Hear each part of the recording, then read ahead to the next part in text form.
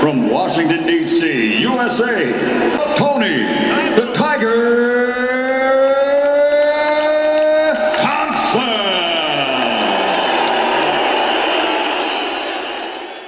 Hey, how y'all doing today? Can y'all hear me all right? Yes. My first question, we see you have an upcoming fight with Orlando Solis. Are you excited? And how you see that fight playing out? Well, hell yeah, I'm excited. I think if Odlanier come in good shape, I think it'd be a good fight for the fans. If he lives up to his part of the bargain. I'm excited for the fans. I'm also excited for myself because, it puts me right back at number 2. So. That's what's up. And my next question is that your last fight with Poliv, you started off good, and you kind of faded in the mid rounds.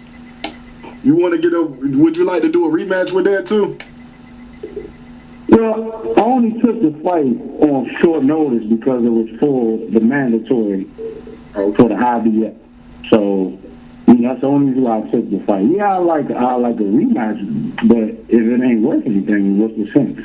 I'm on to something else. Like I said again, he already mandatory. They would never fight me. Until he gets knocked out by Odlanier first. Then left with no options. They might want to rematch, but they don't have no reason to rematch me right now. So I'm on the other things. Like I said, the fight with Solis makes me number 2 in the IBF. That's one fight away from the mandatory shot again. Okay, Jared, you got something to say? Yeah, hello, Mr. Thompson. How you doing? This is Errol Jarrett Boxing. All right, great, man. All right, so we obviously us over in the UK, and you coming over and upsetting David Price. When you came over, I honestly didn't think he was going to win because because of the Klitschko thing, people probably had you as an underdog, but you put on in a great performance and knocked him out. Can you go through us again? What was going through your mind, and when you knocked him out, how did you feel in that on the first fight? Well, you weren't the only person that thought I was going to lose. A lot of people write me off, but if like I told people, I might not be the most aesthetically pleasing looking fighter out there, but if you're honest about my career, I've done a lot more than David Price has ever thought about it as a professional. And, losing to Vladimir is no shame. I lost to the best in the world. I wasn't at my best when I caught him. I know a lot of people want to say it's an excuse, but it is what it is, man. That's why I'm still fighting. I'm getting healthier. I'm getting better. I want another shot at Vlad, at the best I could be right as of today. But, David to me wasn't even an obstacle. I mean, he's that guy. He knocked me down because I got overly aggressive trying to stop him early. But as you've seen, once I got up, I still was the man. He had one good moment. That was his moment. And from there, from the first through the fourth, first round, third, fourth, and fifth round, I controlled easily. And, the outcome was inevitable. Yeah. I mainly with the first fight, the first fight to me was the one. See the check hook you caught him with. They try to say it was a fluke. Yeah. Now me watching that fight, I knew you had him. There was a point in that fight where you realized, hold up, he ain't all that. You started moving around, and then you caught him in the first fight with that shot. They tried to say it was a fluke, but that was a real devastating concussive punch, man. You hit him with. That was it, man. Go on. Well, not only was it a good punch, it was a playing punch. I try to tell people we was in the gym working on that. We saw where we could attack him. I'm a veteran. I saw my opportunity to use the move. It was an under and over move. The under shot was supposed to catch him in the chin. It didn't, but it caught him in a great spot in the solar plexus, and it straightened him right up. If people watch it, I came under his jab, in the solar plexus, stepped over, hit him with a right hook.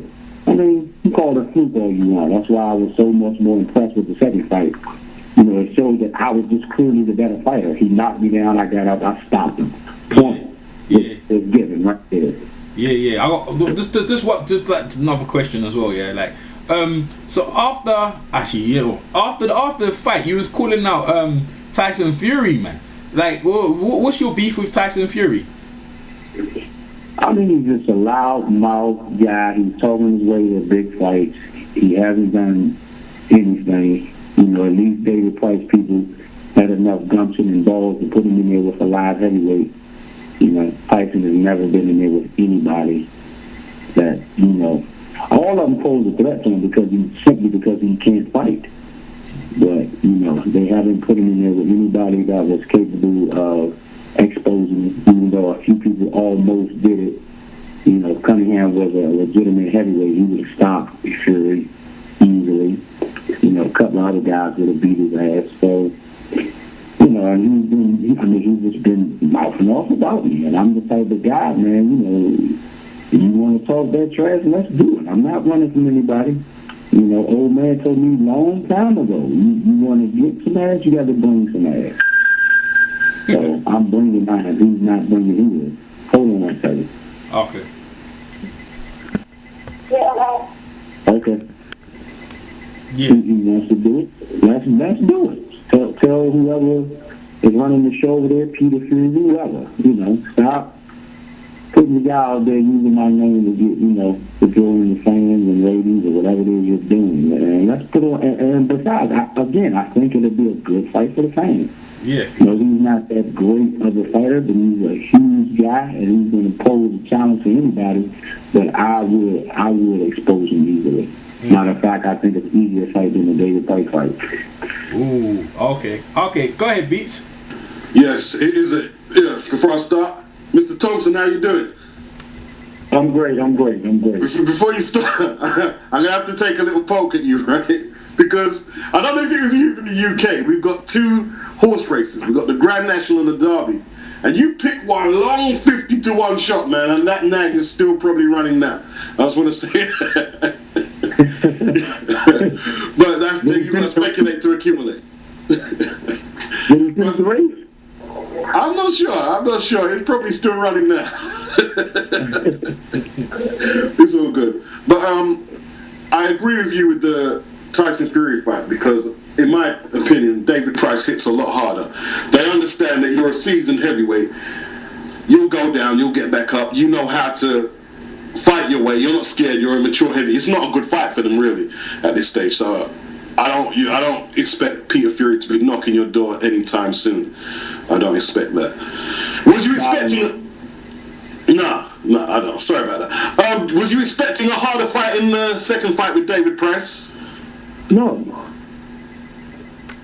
Why? Like I said, I've done a lot bigger things in the fight game. David Price, he's no match for me. Y'all have a good one. Yes, indeed. Period. I mean, my team, we felt that way. We were super confident in the fight. And again, the class showed easily, guys. He was in the fight for a second, but as you see, I easily overtook David. Easily. Yes. He had one moment again because I got anxious and I tried to stop him early, and he was able to knock me down.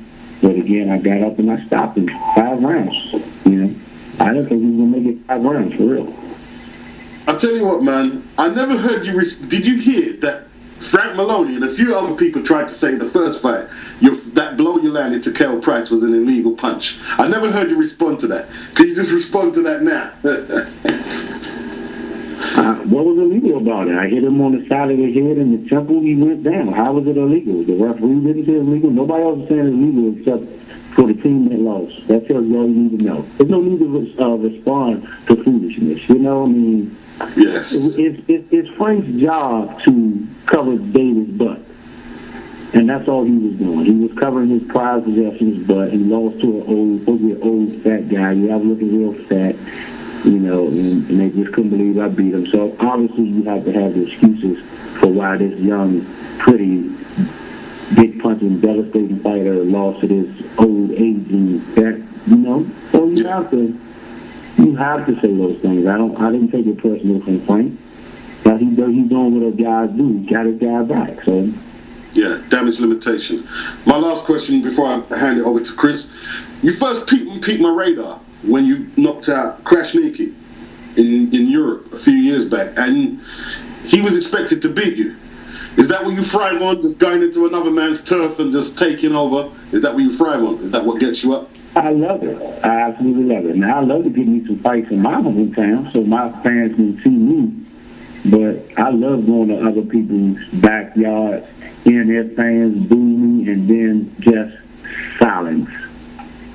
Okay. It's a beautiful sound when they just shut the hell up. Yeah.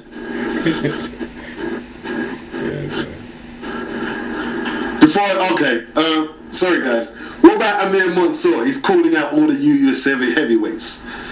I'm sorry, say it again? As Amir Mansour picked your radar, he's a knockout puncher. American heavyweight. Okay.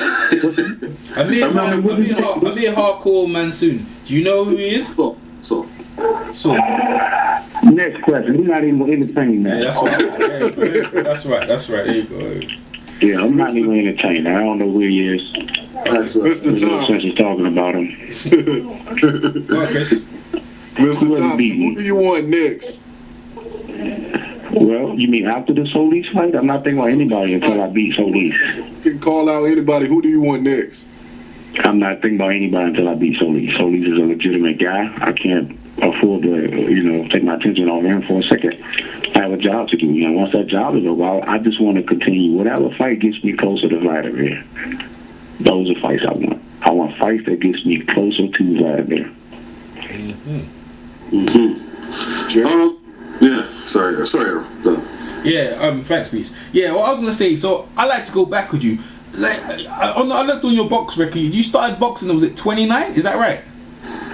27. Yeah. 27. Yeah. I was wondering why and what were you doing before you came into the pro game? You tell us about your amateur career, because I like to know this background. Like, why you start in your early 20s. Go ahead. It wasn't much of an amateur career. First of all, I never really liked boxing. I never thought I wanted to get into boxing. I wanted to be a police officer. When that fell through, I just started exploring other options about my life. I knew I had a pretty decent body. And we all think we tough guys. We see somebody like, yeah, I think I could take him. We all do that. So I said, let me get in here and see if I'm an actually legitimate tough guy, or am I just barking trash like the rest of them? And lo and behold, I actually happen to be pretty good at fighting. And I'm very anal about being able to do stuff well, especially if I get beat by somebody. I don't like it. I take it personal. Somebody says, well, he's supposed to beat you. I don't believe that. You can absolutely tell me this guy is just supposed to beat me because you said so. Show me. So that's how you became into the fight game. So you didn't have no amateur. You just went straight into the pros. Well, I had 15 amateur fights. I was 13-2 or 12-3, something like that. It wasn't no real big career to speak of. I didn't, I went to one PAL, to try to make the Olympics. I missed out on that. Like the semifinals, I just went on from there. There wasn't no time to stay in that amateur game. I was already 28. It was time to, turn pro, see what I could do. Yeah. Do you ever think about if you started earlier, you'd have been mixing with some good heavyweights as well, but Oh yeah. I have no doubt of my ability once I started fighting, and my commitment to this game, my style. I think I would have caused problems from everybody, short of Muhammad Ali. Yeah. I would never, disrespect Muhammad Ali. I think I would have gave him some go, but Muhammad Ali is a special guy, along with a few other heavyweights, Mike Tyson's, guys like that, Foreman, maybe no chance at all, but everybody else, I got him. And I think I'd beat shit out of Lennox Lewis. Yeah? You think you'd beat up the Lion, bro? Yeah. I beat the holy crap out of Lennox. Now let me stop, man. I think Lennox was an all-time great as well, but I think I stand a better chance with a guy like him. Okay, let me ask another question before Beats jumps in. So your name, the Tiger, how did you come about with the name, the Tiger? Yeah. Well, I'm an animal lover. I have a tiger tattooed on my arm, as everybody see me fight. I was messing around with my kids one day, and then, my kids were like, hey, Dad, you should be Tony the Tiger, like the Cheerio. And I was like, I like it. Let's do it. And it just stuck. It was just a nickname my kids gave me, that's all. Oh, okay. All right. Go ahead, Beats. Yeah, you seem to be insinuating that Pulev would just get knocked out by Vlad if he gets a title shot next. So you're basically not impressed, even though You lost the fight on points. You're not impressed. He will get. No, I lost the fight, but people don't know the games behind the games in boxing. I just came off a tough fight with David Price. 2 of them, matter of fact. They knew that. So, in order for me to get the shot at the manager, I had to take the date that they offered me. 4 weeks later. Not enough time to heal up. Not enough time to have a proper training camp. They knew it. They told me as such. Like bring me over short notice. His backyard. You're not gonna get the decision with that. Yeah. I knew that, so I had to press for the knockout early, and I just ran out of gas. I don't have a promoter. I don't have a big time promoter watching my back, doing the things for me that they do for Pulev. So, he had all the right conditions, and he still had problems with me. He still would have got knocked out if I was in any type of good shape. Everybody said he was done after 5 or 6 rounds. Okay. He was done. I just didn't have the energy to stop him like I did Price. I didn't have the finishing energy. So why aren't you aligned with a big promoter like a Heyman? He's an advisor. Why aren't you aligned with a big guy who can maneuver you into them positions you need to be at? Well, I am 42 years old, so I've lost twice to the heavyweight champion. So, they probably just don't see any future in, being with a 42-year-old fighter at this moment. Nah, you're a youngster, man. You're a youngster. Maybe you won the title at 45. Yeah, I feel it, but they don't feel it. You got to tell the guys with the money. Yeah. Not me. You preaching to the choir over here. It's the guys with the money and the contracts that count. Yeah. No doubt. You know something? I think a lot of people, especially in the UK, we never knew that. You're probably one of the most funniest guys at boxers, and I didn't realize you were that funny, man. When you said what you were gonna do to your missus after the fight, and just a lot of other stuff, man. You're a funny guy. I didn't realize that. Is that Tony? That's the real Tony Thompson. I'm guessing. Well, I've said a whole bunch of crazy crap in other fights, You guys just never seen it, man. I think I've had funnier moments and said funnier things, but, you guys weren't privy to them at the press conferences and so forth and stuff like that. I've only been to the UK those 2 times, but to me, that wasn't one of my funniest moments. It was just a spontaneous thing. It happened. They asked me what was going on. I'm like, I'm going to see my wife. Trying to reintroduce myself to my wife. That's it. Okay. All right, one more, yeah? What's going to be different if you have a third fight with Vlad? What's going to be different this time? Again, people don't realize the ailments I had in those fights. I don't like to even really talk about it because, the first thing they say, well, he's making excuses. But I wish they were excuses. These are facts. Even in the first David Price fight, everybody thought I was fat. I wasn't fat. I had a disease. What do they call it? H. pylori or some crap like that. So it made my stomach, look bigger than what it is. In the first last fight, I had a torn meniscus in my knee. Couldn't really properly train. Couldn't move around. Obviously that's not good, messing with the heavyweight champion of the world. I still took him 11 plus tough rounds. The second fight, I'm suffering from a whole bunch of, what you call that crap, make you all dizzy, man. Vertigo. Vertigo, I'm trying to straighten out my vertigo, dehydration. I had a lot of things going on. I'm learning, how to better take care of my body so that I can be able to fight and be at my best when I get in the ring. So those things come with time. Again, like I said, I've never really had a big time promoter, to watch out for me and make sure these things were proper for me, or to take me out of fights, when I'm injured. Yeah. So, I have to take the fights as they come. So, sorry about this, guys. So how good is Vlad, and did he improve from the first fight to the second fight? I think Vladimir is one of the all-time greats as well. I just think I can beat him. I think my style is conducive to beating Vladimir when I'm healthy. I don't think he can deal with the awkwardness and the southpaw stance. I think it just gives him trouble and scares the hell out of him. He was scared shitless in the first fight. Scared shitless. He knew he couldn't do nothing with his style. You said what? You gave him one of his best fights after when he was trained by Emmanuel Stewart. You gave him one of his best fights. Yeah, and that was on one leg. Man. So I have no doubt in my mind, if I had 2 legs and the full and able to fully be in shape, I'd be heavyweight champion after that night. No doubt in my mind. Vladimir couldn't do that with me, man. I got tired and exhausted. He had Emmanuel Stewart keeping him calm and telling him exactly what to do to affect me, and it worked out for him. I'm taking nothing away from him because, again, I think highly of Vladimir. Like I said, I think he's one of the all-time greats behind him, Muhammad Ali, Foreman, and Tyson, and guys like that, but still one of the all-time greats to me. But you rank him? I have no doubt in my mind. Where you rank him in the? Will you rank him in the top 20 of heavyweights of all time? He ain't fought nobody though. Almost definitely. No, I think he's one of the all-time top 20s of all time, bro. You gotta give what guys do. See, what people don't understand, they get to, saying for guys like a Joe Louis and a Rocky Marciano and all those guys are better. He destroys those guys. Those guys are way too little for him.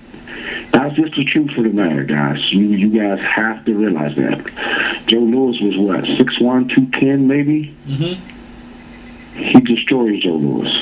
His athleticism, his speed, his power is incredible. He destroys those guys, man. That's just what it is to me. Well, because we had a debate not too long ago, and I was like, I rate Vitaly better than Vladimir because for what we see of Vladimir, what he did perfecting, racing all over man's back and stuff like that, he don't get. Yeah. I mean, some of those things. Some of those things do look bad for him, and again, I'm one of his. I'm a fan, but I'm also one of his biggest critics because I truly don't believe he knows how great he could be. Yeah. If he goes out there with the mindset of greatness, he destroys Povetkin, man. He just has some issues in his past that has affected him mentally, and now he can't let out his true talent, man. But if he lets out his true talent, he destroys guys like Povetkin and those guys, man. To me. All right. You can say what you want about him. He uses his distance and all those tactics. He uses to his advantage. That's part of fighting. Just like Holyfield used to use his head to his advantage. Those things are part of fighting, guys. Yeah, you have to put that in there. You have to rank that and put that stuff in there. But Rekia was not good enough to get through it, right? Neither was I. When he held me and he pushed me down, there was nothing I could do. He was just too powerful. So imagine a guy like a 6'1", 200-pound, 210-pound Joe Louis, or even smaller Rocky Marciano. He destroys those guys. You think, but absolutely. But it's shown that when guys get closer to him, they can let their hands go. They can knock him out. Lamar Brewster. Hold on, Joe. Let me call you back, Joe. All right, cool. Listen, that's the operative word right there. They have to get close enough to let their hands go. He does such a great job of controlling distance. They would not be able to deal with the power that Vladimir possesses, and not necessarily just punching power, just the power enough to keep them off, to get away. And his athleticism is greatly underestimated. Okay. He takes a half step back. He's crossed the ring. Well, he's crossed the ring. You showing us something because we ain't in the ring with him, so we have to take on board. Right. Even though I think a guy like go on. A guy maybe like a Tyson who's extra small and extra fast with concussive type one-punch knockout power. Now I think that's why Tyson gets him, because he can stay under Tyson. Tyson has enough power that when Vlad tries to lean, he's going to hit him with all types of body shots that's going to really break him down, and he gets Vlad. And Tyson can take a hell of a punch. Yeah, that's right. That's right. Hell of a punch. Joe Frazier, and that's what they're going to need. What about Bert Cooper? Because I was arguing Bert Cooper could take him. What do you think? Take who? Take Vladimir. Take him to lunch? You're funny. What are you talking about? Stop it, man. Stop it. Oh, man. Stop it. Dude, stop it. Nah. Go on. Go ahead. No, stop it. No, we're not gonna go ahead with that. Let's go on something else. We sound foolish right now. All right. Let's go with something else, man. No, that's cool. No. No, don't worry about it. All right. So let me go back in it. So, what do you think of Deontay Wilder?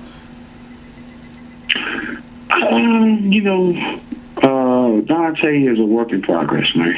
If he gets the proper training, the proper fights, I think he could be a good one. I think he'd be a heavyweight champion. He has competitive power. He has absolutely, great athleticism, and once he learns how to actually fight, he's going to be dangerous. He doesn't know how to fight yet.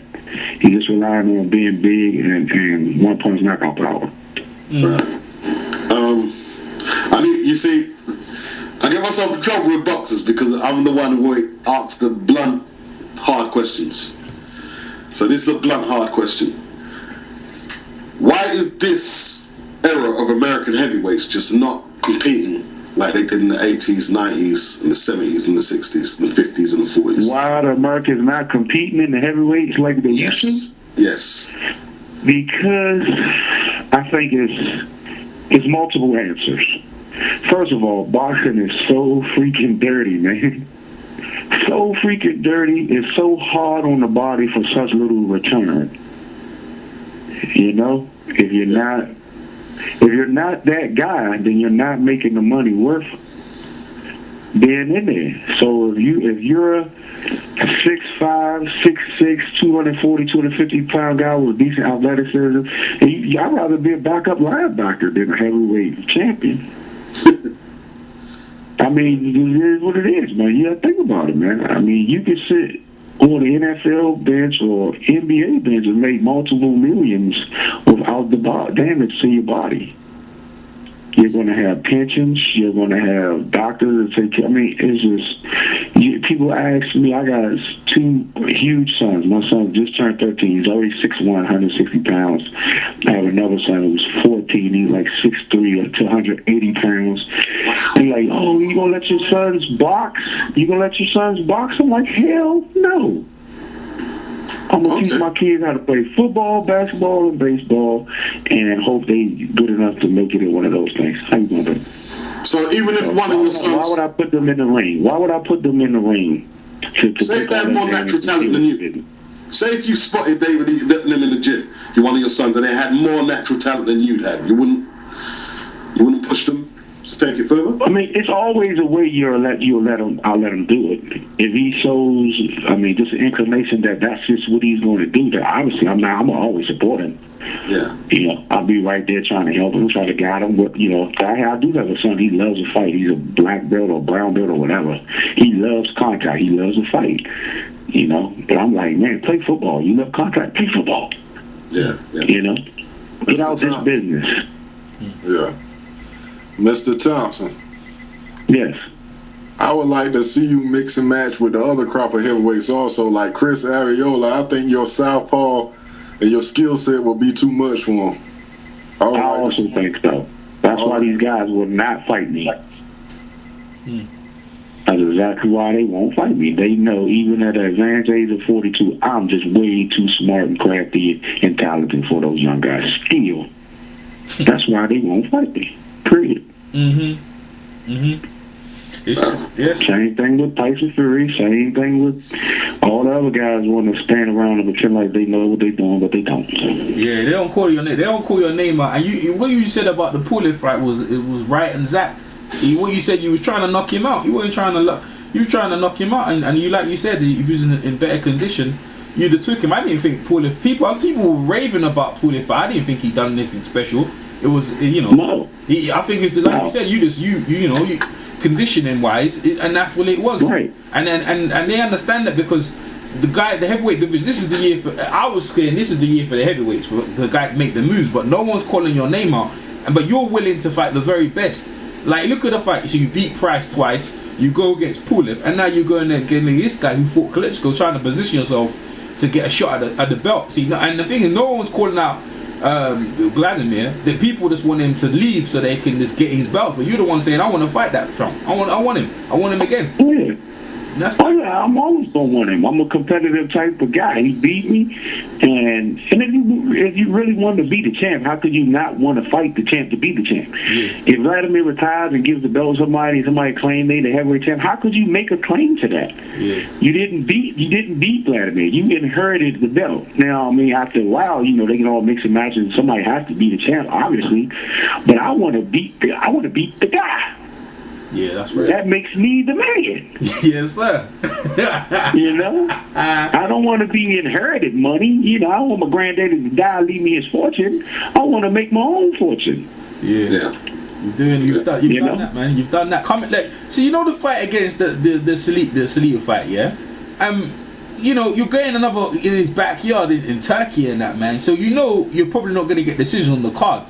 Is your mindset? Oh, I'm in shape, so I'm not going for a decision. Oh, that's I don't go out of the country. I don't go out of the country talking about I'm gonna beat him in a 12 and get a split decision in Turkey. No, I'm gonna split his ass open and I'm gonna knock him out. That's what I want to hear. That's what they hear, man. That's what they hear. Go ahead. That's why I have arguments with people about Malik Scott. Like, he came over here thinking that he could just hide behind a jab and pick up a decision against Chisora. You know, that's what you have to do when you're fighting abroad. That's what you have to do. Yeah, you don't go over there looking for no help from the judges. When they said he won the fight, when it went 12 rounds, I knew I lost. Mm-hmm. Yeah. Even though, if I'm judging the fight, it was a draw at the worst. Yeah, that's what I thought. But I already knew I lost. Yeah, you're exactly right. I already knew. And because I was just talking to Chris off air. He was saying, like, he didn't see the fight. I see the fight. And he's saying, man, he looked like, he got beaten every round. I go, nah, man. The fight was closer than that. But you already know. Yeah. You already know when it goes to the scorecard, you're fighting it. If you ain't knocking them out, I have to be perfectly honest. I have to be perfect. That you did lose the fight. You did lose it. I did a draw. You did lose it. I mean, hey, everybody has their opinion. Yeah. I'm not mad at you both thinking I lost the fight. I know I didn't lose by them scores they had. Yeah. No, it wasn't wide. It wasn't extra wide. If you looked at the fight, I thought I won 5 of the first 6 rounds. I thought you did because you was pressing the action. You was trying to knock him out. Exactly. He wasn't even doing anything. I know that the score. In my opinion, the scorecard wasn't wide. That like the first 5 rounds of anything, and after that, then more or less you started getting tired. That's right. But I thought I won 5 of the first 6 rounds, right. And I knew I won the 12th round. The 12th round wasn't even close. I beat him in the 12th round. Yeah, that's it. That's 6 rounds. Yeah, that's right. That's why I got it. I thought it was a draw, but I didn't rate. And people came out raving about that fight, and I was like, nah, man, he wasn't even like that. He just had 2 back-to-back fights with Price, and and you can see in it. Like you said, it's timing. They got you the right timing. So what you want to do when you get the belt? Like, are you gonna just get the belt and retire because you know how many years you want to stay? How many years you want to stay in the game, or you want to hold the belt and keep when you do get the belt? You gotta at least make 3 defenses. You gotta at least make 3 defenses. Period. I'm gonna stay in the game long enough to win the belt, make 3 defenses, and move to San Diego. Okay. That's okay. That's it. That's the plan right there. You got to make 3 defenses so people can consider you a legitimate champion. You can't just do a Michael Moore. You win the belt, get knocked out, go. Yeah. Well, we're definitely pushing for you to do that. When is the fight against Solis? March the 22nd. Yeah, March the 22nd. Yeah. And it's in Turkey. Come on, man, do your homework next time.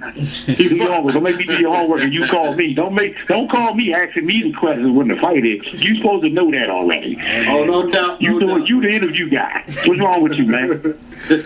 Oh, y'all let this guy hang around with y'all, man. You know what it is? The chap. You know what it is? It's because we gonna put this out. And when he basically is making you say for the fans listening, that's why he was. No, I didn't know.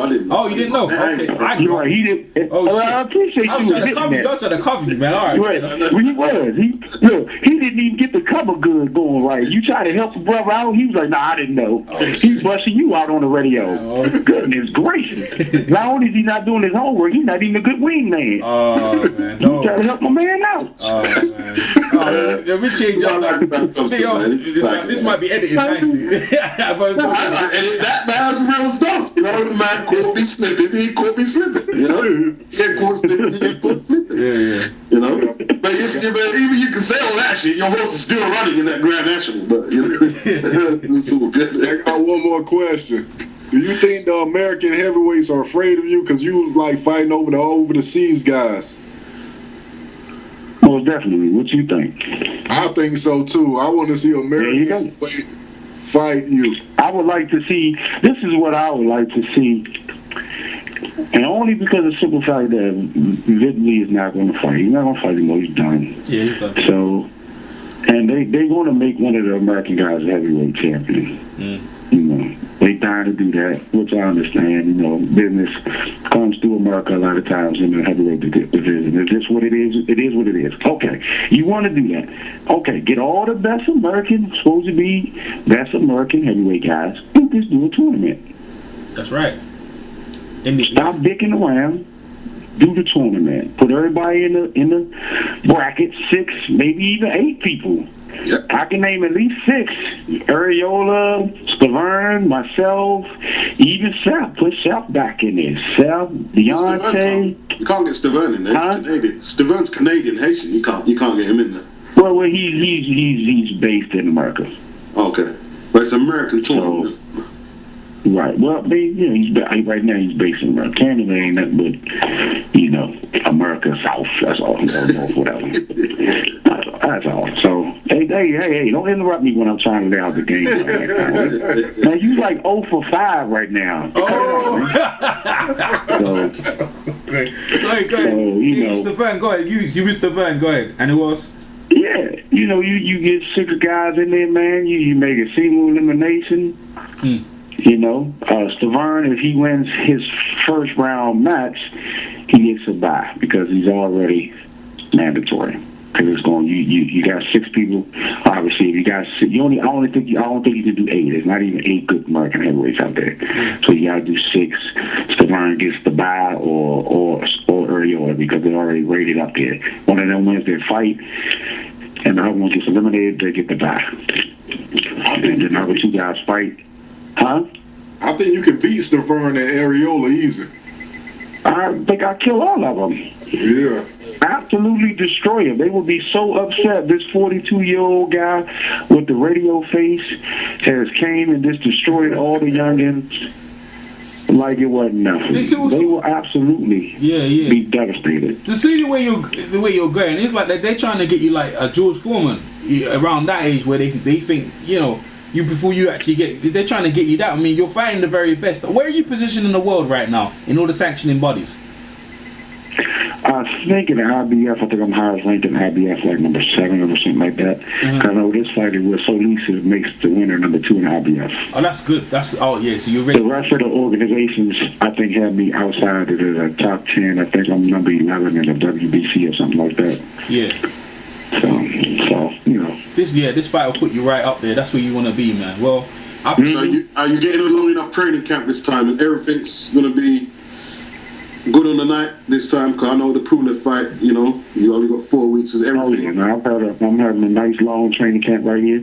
Starting to feel good. My body's coming around at the right moment. It's going to be a good fight, man. So you're going to come in there with a 6-pack, yeah? Say what? You're coming in there with a 6-pack, yeah? Yeah, 6-pack of Mountain Dew. But, I'm not going to ever have that Holyfield type body. What I do have is a very functional body. My body is perfect for almost anything I want to do. If I chose to play football, I got a great body for it. If I chose to play basketball, I got a great body for it. So let me talk about your fighting skills. I'm getting feedback beats a bit. Let me talk about you say what?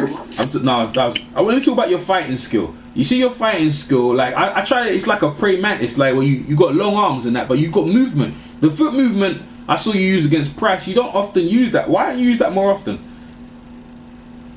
Well, I mean, like I said, I had a bad knee. Oh, okay. I had torn meniscus. I had 3 knee surgeries. Oh. So, and now, like I said, my body is starting to respond to me again. And now, if you go back and look at my earlier fights before Vladimir, you'll see I did the same thing to Krasniki. Yeah. And it wasn't like it was big movement. It was just subtle side steps to create openings, to get out of danger, and boom, boom, boom. I've done the same thing with Dominique Gwynn. Look at the Dominique Gwynn fight, man. I looked fucking amazing. Amazing, man. I'm serious. They catch me those times when I'm healthy. I destroy these guys.